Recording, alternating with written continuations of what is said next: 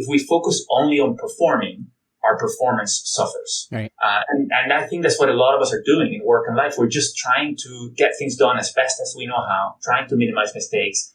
And that is harming our performance as well as the journey, as well as how much joy we have throughout the process. Super stoked to have you here. Thank you for having me, Mark. Great to be here. Yeah, no, it's great to meet you too. And good to know you're up the road in sunny San Jose and California all the way. Like we're talking about how nice it is. Hard to leave here once you taste the weather, although they pay a high price. So many transplants here, including the two of us, but it just draws you. Yeah. Now you, are you transplant from Venezuela, or were you born here in this country? I was born in Venezuela. I lived my first 16 years of my life there, and I never thought I would leave. So my dad got transferred when I was in high school, and that was unexpected, and it led to a completely different journey than I expected. Interesting.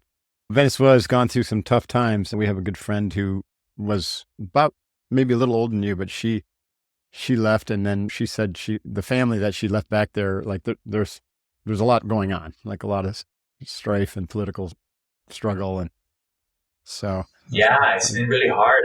More than half of the people that I grew up with are all over the world. And it's been traumatic for some of the people who have been left behind. My parents and sister are still there, but they'll move to the U.S. in the coming years. Oh, really? Oh, good luck for them. Well, let's hope things eventually get a little bit more peaceful in the world. It seems like it's not going that direction, but I think we're going through a shakeout period as the global system reorders. But we're not here to talk about that today, unless it kind of veers into that territory, because boy, that would be an interesting topic. I'd like to kind of give our listeners just a sense, like, I know you're from Venezuela, but like, what shaped you to become like a mindset expert? What were the influences in your life, mentors or challenging situations? What were the turning points? Like what's your life like up to now? Well, I'll try to make it succinct because I've had a lot of twists and turns and I'm doing things that I never thought I would be doing. But I grew up, my mother and father were both very much numbers people. My mom studied mathematics in college and stayed at home with us.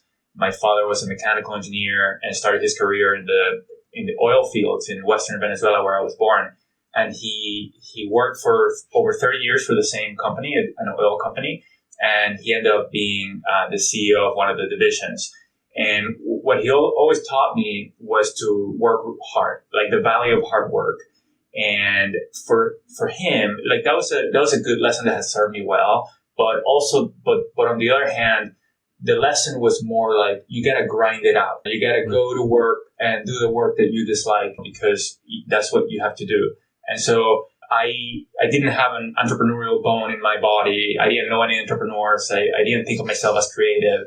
And I just went to school and I didn't have any real interest. So I just applied myself in school. I tried to fit in, which was difficult for me because I didn't enjoy. There's a lot of pressure to conform to a norm, I felt like. Mm-hmm. And I was not a happy kid. But without any better ideas, I just tried to fit in and try to do okay in school. And I really, looking back, I was focused on just performing. When I was going to school, I was just trying to get good grades and then try to get to a good university. And then when I graduated, try to get a good job, which to me was just a high paying job. So I ended up studying chemical engineering and finance, even though I wasn't interested in those things. It's just like, I thought it would give me a job that was secure. And I ended up working in investment banking in New York City and then spending 5 years in venture capital in Silicon Valley.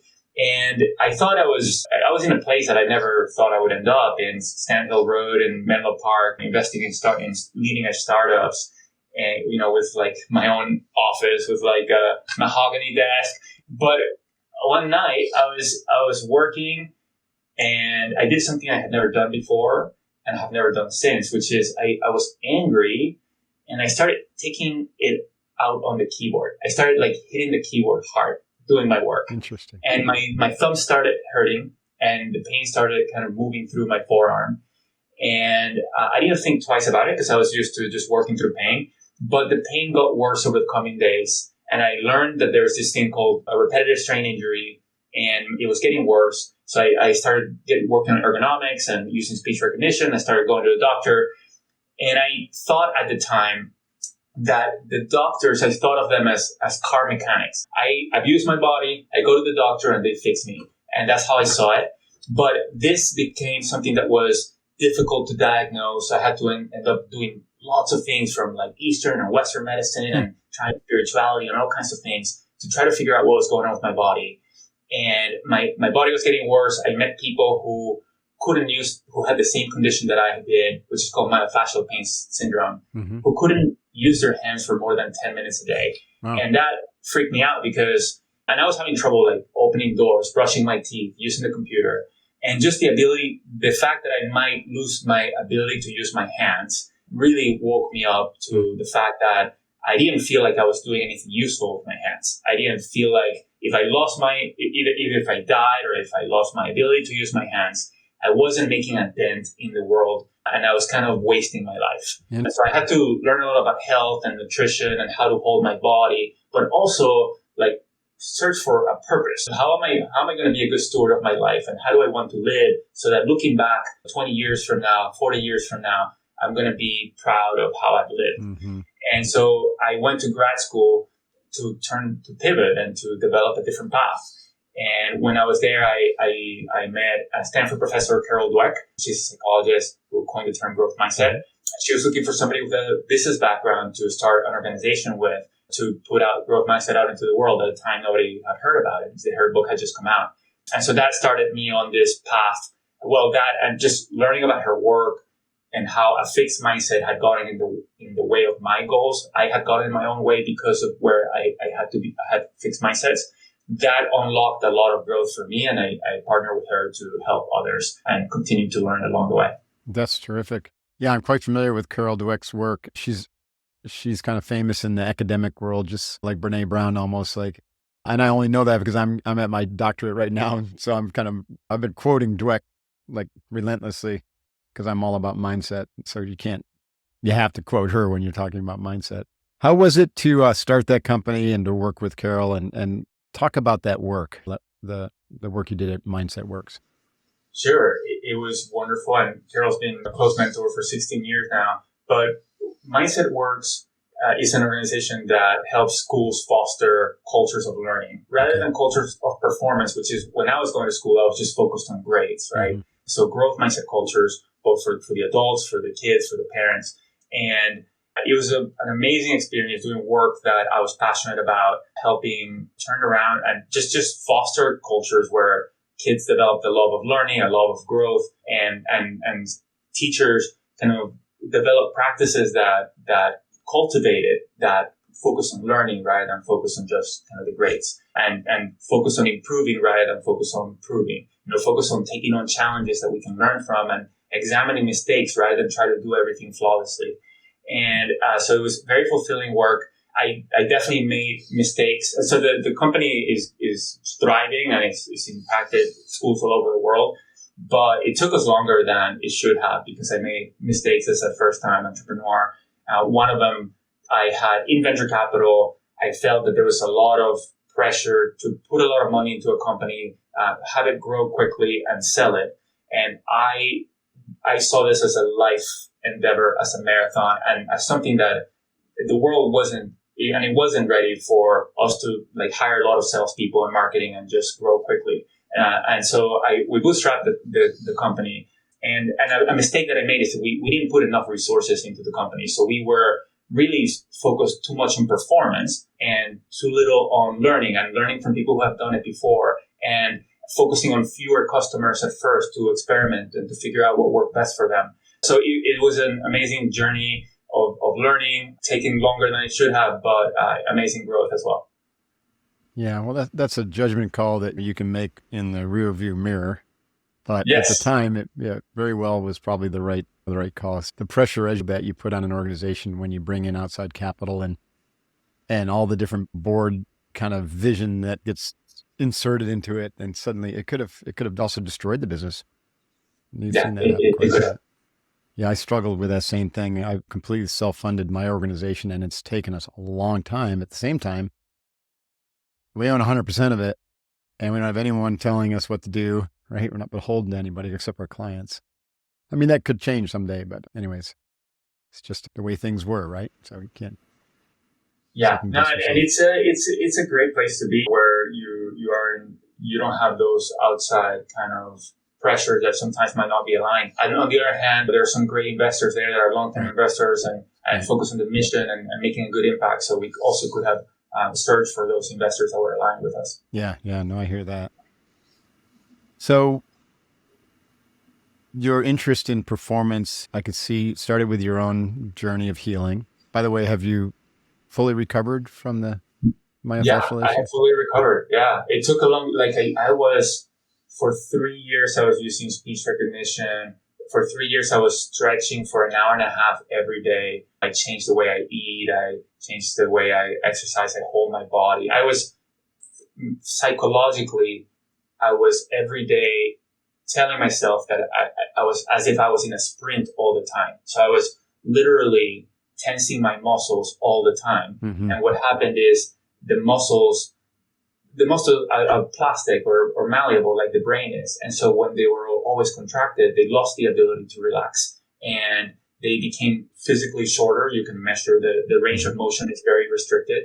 And so they became very hard, and it becomes hard for the blood to penetrate the muscle to then heal the muscle. And so there's lots of things that I had to do. There's something called dry needling, where the needle goes into the trigger point, and there's a twitch response, and that creates some. So there's a lot of things that I did, but yeah, at the end that all worked, and I'm in a much better emotional place, and with having purpose in the way I'm living, but also such better healthy place, because I feel like if I had stayed doing what I was doing, I would probably have a heart attack in my 50s. Just because I was just doing so many things in an unhealthy way. So at the time, in the middle of it, something that I find interesting is that I thought it was a horrible thing to be for what I was going through in my mid-20s. But looking back, it was such a blessing that really got me in such a better trajectory. Right. Yeah. That's always the case, isn't it? I talk a lot about an Unbeatable Mind, which is our training system, and even with SEALFIT. SEALFIT's got more of the harder edge to it, because training to be a Navy SEAL and training like that, you got to really kind of lean into the hard. But we also emphasize that you have to have equal emphasis, not necessarily equal time spent in the recovery phases, in the softer side of training, such as interior skills like you would find in developing mindset, breath control, visualization, positive self-affirmations, those types of things. And with my work with Navy SEAL candidates, that approach, that hard and soft, the yin yang, led to some extraordinary success. Like the typical Navy SEAL candidate, I think 85% fail SEAL training. And those who trained with SEALFIT, 90% were making it through SEAL training. And amazing. It was all mental, emotional, and it was all the soft side, because the hard was well known. You could do Google search, you can go bang out as many miles and as many push-ups as you can, and you can show up pretty good shape. But if you didn't have the softer skills to be able to maintain control in chaos, and to be able to become non-reactionary, and to be able to relax your muscles so you don't always, suck up all the energy just by always being in active go mode. So it's extraordinarily important. And I think that's the key to your performance paradox, if I'm not wrong, is you got to have the hard balanced with the soft. And then this could be expressed in a lot of different ways, right? Yeah, absolutely. There's definitely a connection there. In the performance paradox, what I realized, so in my work with Carol Dweck, her work on growth mindset is that she discovered that when we believe that we can change and that our abilities and qualities are malleable, then there's a lot of psychological benefits that come from that. That's what's called growth mindset.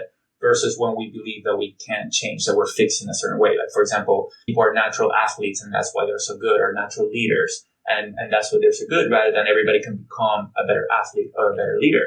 Right. And so her work has shown that believing that we can change is really important to growth and to performance. But what I also discovered and what I've learned from her and others is that we also need to know how to change and how to grow. And that is different from actually what I thought. So what I had been taught when I grew up is the key is hard work. If you just work hard, you will get better and you will succeed.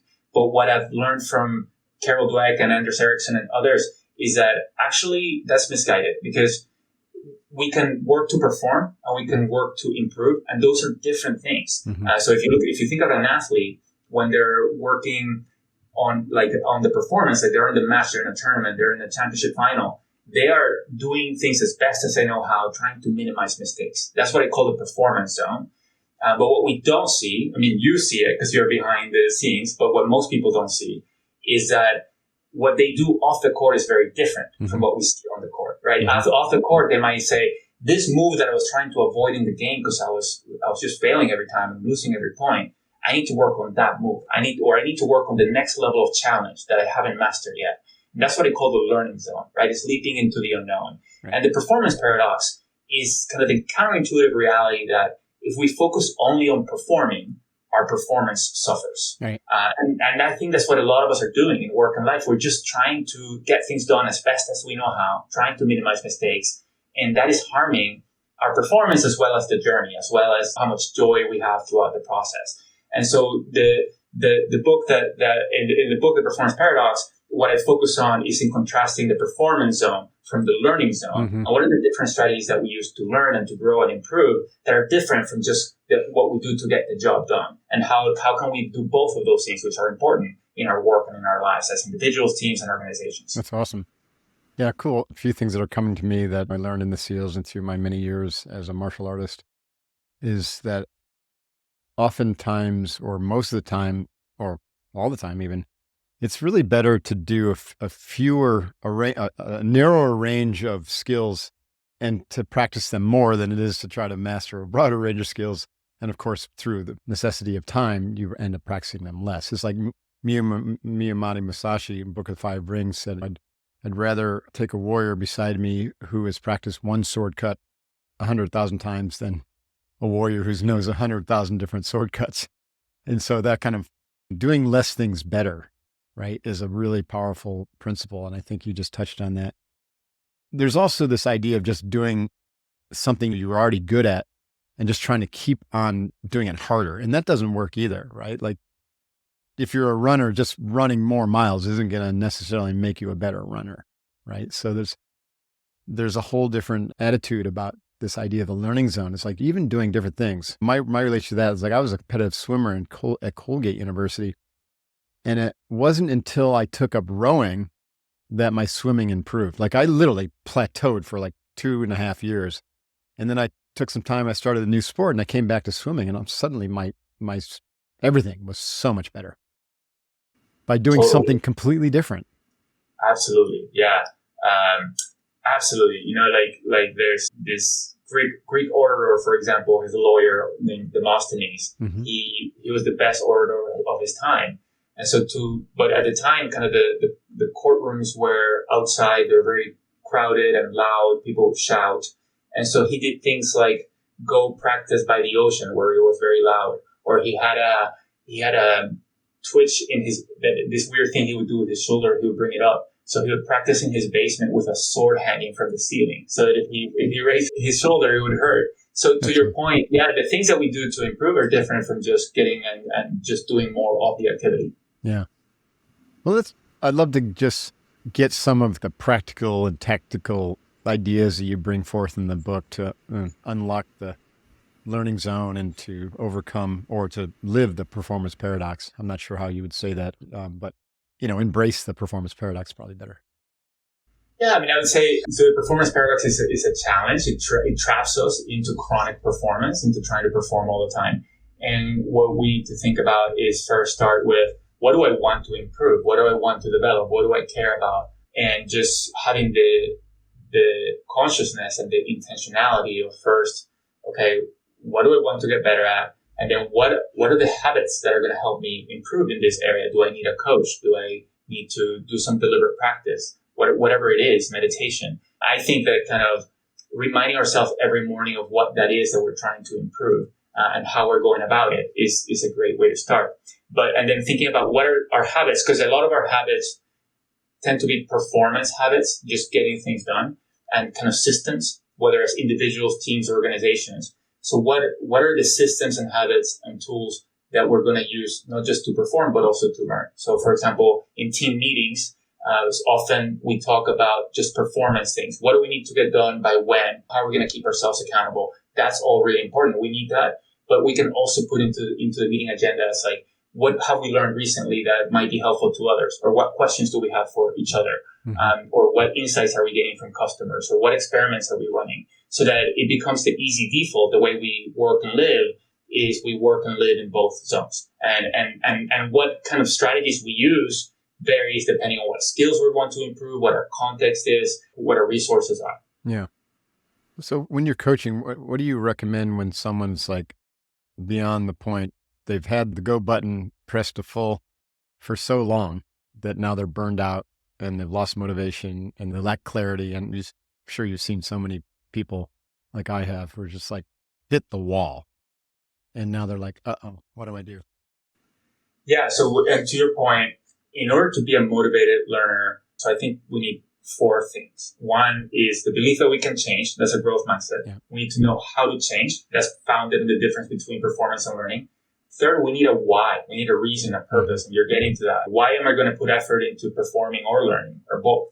And then finally, it's really helpful if we feel like we belong in a learning community, like the people around us are also learners. They're learning alongside us, and we feel like we belong in that community. And so I'm very fortunate that the people who tend to come to me are senior leaders who want to foster a culture of learning in their organizations. So they are motivated because the world is changing faster and faster. They want their organizations to be more agile and more innovative.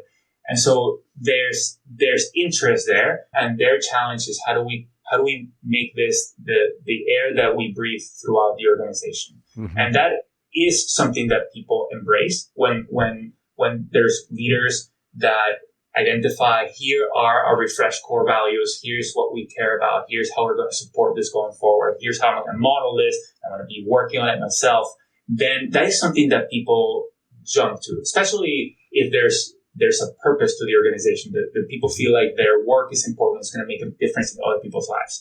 And so often when that kind of cultural transformation efforts are going on, most people embrace it. Most people, they might have challenges like, for example, the biggest challenge is either fear of how they're perceived if they start talking about what they're learning or the mistakes that they're making, right? So they need to get on the same page, test the waters, make sure people are serious about this. And then the other big challenge is time. We have so much to do in so little time. And so this is the biggest opportunity is shifting how we work. Rather than, for most people, it's not about blocking an hour to work on a very specific skill, although that can be helpful. But it's more, the biggest opportunity is how do we shift how we do things so that we get things done and improve at the same time. And that involves changes, that involves figuring out how to experiment, how to give and receive feedback, for example. And then there's some people who don't take to it right away. It tends to be the minority. And what I coach leaders to do is to invite everybody, but then work with the people who are more ready sooner and partner with Get them. the champions on board, and then people start seeing that leaders are serious and that this is working and it's leading to success and progress, and then more people kind of join in. And then at the end, there's a few that usually don't make the change, and it ends up not being a good fit, and they might need to part ways. But organizations can transform their cultures in really inspiring ways. Yeah, that's it. In fact, that's a great way to kind of like ferret out individuals who don't have a growth mindset or are incapable of or unready to go there, is to create a growth culture. And then all of a sudden those people start showing up like light bulbs. This is very inspiring because we're starting, I should say, to do some similar work with our Unbeatable Mind, primarily through like individual clients who've been working with us who then want to bring us into their teams to help transform their cultures. Probably how it's worked out with you as well. And so we call it creating a growth culture and vertical development. I mentioned I'm getting my dissertation done at Pepperdine, and I'm going to be studying vertical development of teams. And so what that essentially is growth, right? The accretion of growth through successive stages of development, of human development, ego development, as opposed to horizontal skill development, which is like accruing new communication skills or strategy, developing tactics and stuff like that. Both are important, but as you vertically develop individually or as a team, then you're able to see more, take more perspective, include more, have more of these kind of balanced approaches to life that we're talking about here. It's very important work. And the other thing that you said, which I think is really critical, is like in the old model, like personal development was kind of like done on your own. on your own time. Maybe you take a course or you do your Coursera stuff, but you really didn't do it at work, like, because you didn't have the time or it wasn't culturally appropriate. Whereas I think in the new paradigm is like you go to work and that's your best opportunity to grow. And the company and the leaders recognize that if you have a growth culture, then everybody benefits. All the stakeholders will benefit and you'll have a much healthier workforce. So you go to work to grow, not just to go to work. So that's a new Absolutely. paradigm. And I'm really, really excited to see that emerge. And we're going to do a little bit of our part. We're just getting busy with that, but it sounds like you've been doing it for some time now. Yeah, that's really exciting. I do see a lot of organizations shifting, and it's really exciting. Yeah, we're influenced by Robert Keegan's work out of Harvard, the Deliberately Development Organization.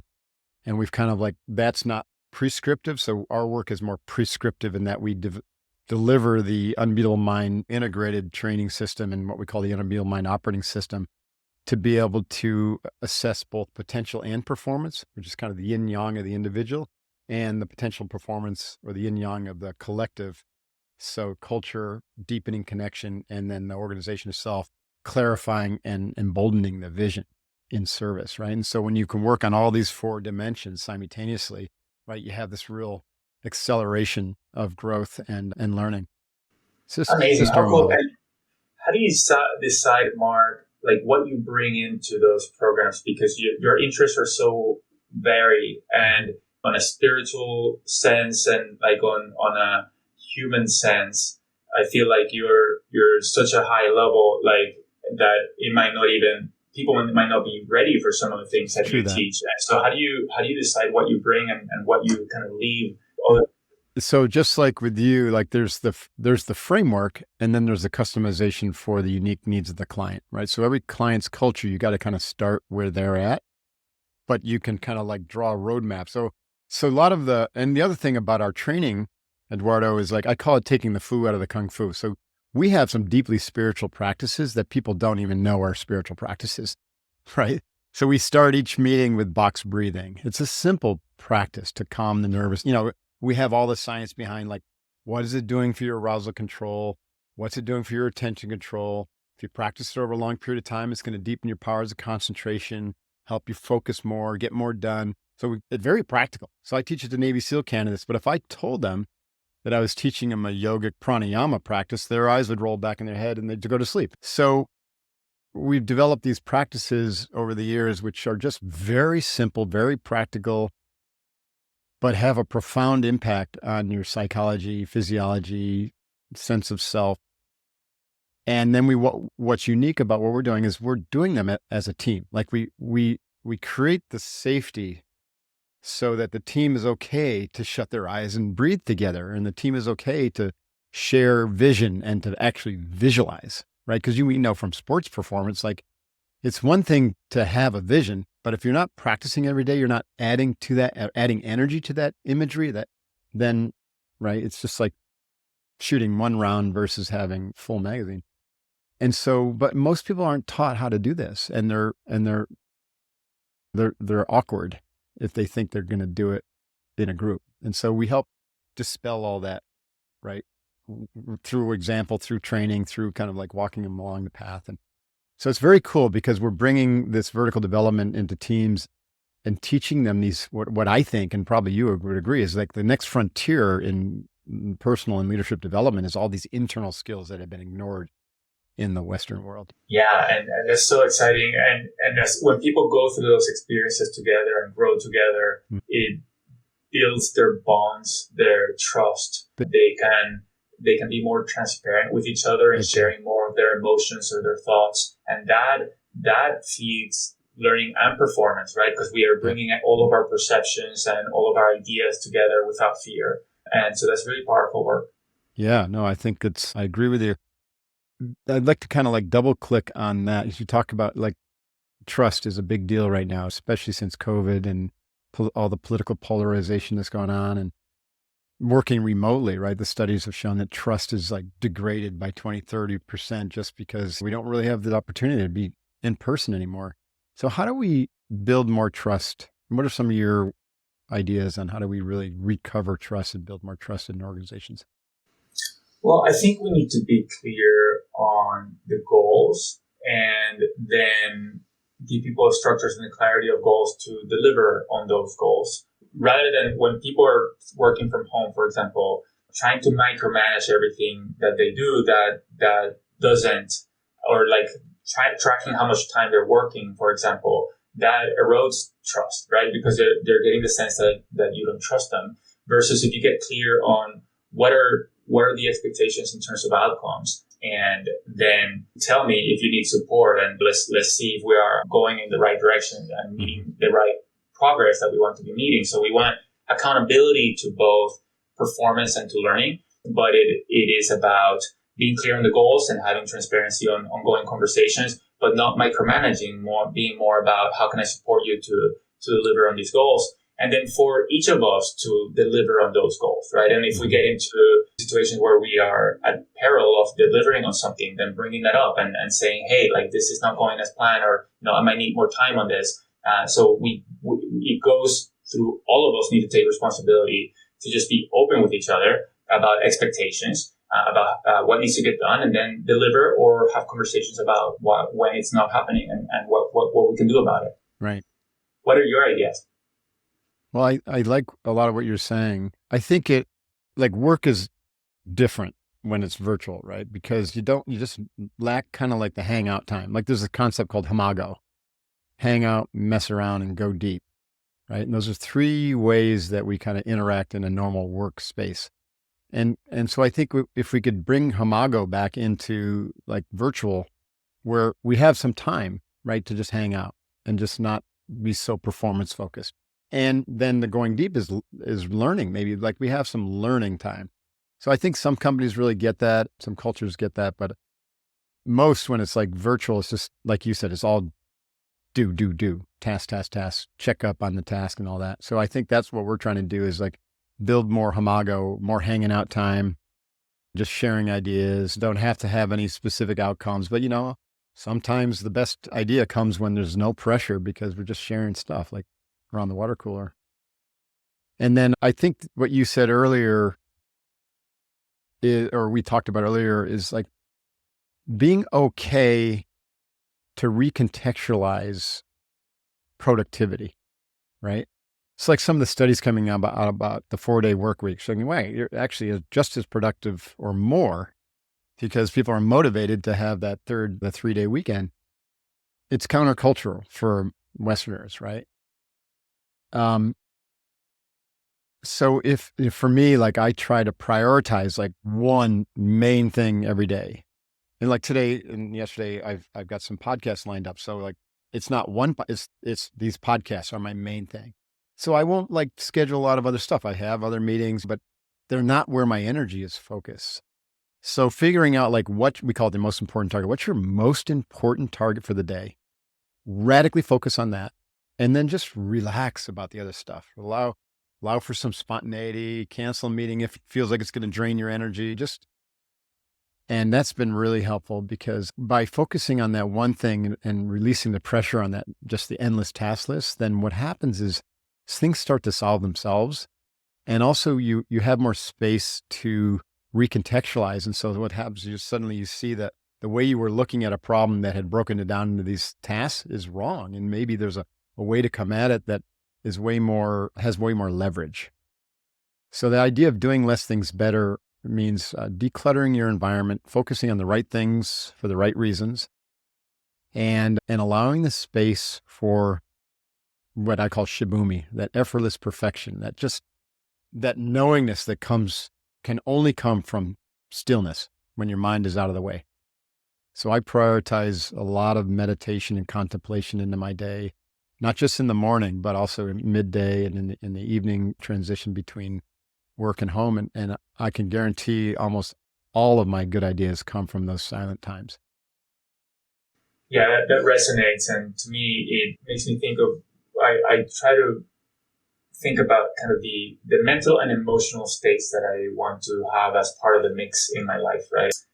in the book, I talk about the performance zone and the learning zone, and I contrast those two. But there's other things, right? There's joy and fun and connecting with others, and mindfulness and playfulness and rest, and mind wandering. So it's that concoction of what are our daily habits and what kind of emotional and mental states do we go through, and all of that together both leads to better performance and a better journey along the way. Yeah, absolutely. This is awesome. Is there any other, like, we got to wrap up soon here, but anything that we haven't touched upon with your work that you think that the listener would be interested in or find valuable? I would just kind of highlight that when we get unstuck from chronic performance and we add some of these other elements to our life, our performance increases. We achieve higher goals, but the richness of life is so much better. We experience more joy from whether it is exploration and discovery, or we get to know each other better, we listen better, we ask more questions, so we develop better relationships. We also experience less anxiety and depression because we have tools to deal with a fast changing world and with challenges. We know that we're not perfect. We can always kind of learn from. So whenever there's a challenge, we know what to do. We know how to learn from that. And so a lot of us are stuck in chronic performance, and also like in just the biggest challenges of society. I think we're stuck in chronic performance. Often there's two sides to political sides, and each of them is sure of what the solution is, it seems to me often. And what we do is determined by who gets to power. When we get to power, then we say, okay, now we're going to do this, as opposed to, here's a hypothesis, let's test a few things, let's talk to people who think differently than me, and let's figure out how to continue to solve this problem better and better over time. So those are kind of some things to think about. Yeah, no, I agree with that. That whole idea of like transcending your positionality, like as a culture, we've got to be able to transcend the positionality of the left, right, wrong kind of gridlock, right? To really, I call it post-liberal, post-conservative. People say, what are you? Are you Republican or Democrat? I'm like, I'm neither. Like, I don't identify with any of those. And so where do we go from that? Well, you got to move beyond. And that's what growth mindset is. You got to be willing to go beyond your biases and your positionalities, to be open to the fact that there are multiple legitimate viewpoints on everything under the sun, for that matter, right? So your book is out, The Performance Paradox, Turning the Power of Mindset into Action, came out September. We're recording this in mid-September. Where can folks kind of like connect with you, learn more about your work besides the book? Sure. I am active on LinkedIn, and my website is briceño.com. I have a monthly newsletter and some resources there to develop a growth mindset. Nice. Awesome. Well, Eduardo, thank you so much for your time today. It's been a brilliant conversation. I really love the work you're doing and wish you great luck with it. And maybe we'll connect and find some way to work together someday. That'd be fun. Yeah, it's great to speak with you, Mark. I love your work, and thank you for having me on the podcast. Yeah, it's been my honor.